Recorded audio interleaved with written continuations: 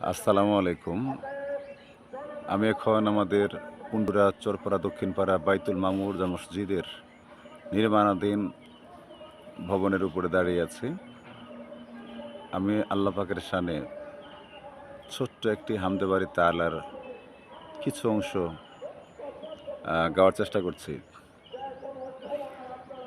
জীবনদাতা রহমদাতা হে খোদা পরওয়ার দেগার, দূর করে দাও ও গো প্রভু, দূর করে দাও ও গো প্রভু, জীবনের সকল আধার, হে খোদা পরওয়ার দেগার, জীবনদাতা রহমদাতা, হে খোদা পরওয়ার দেগার।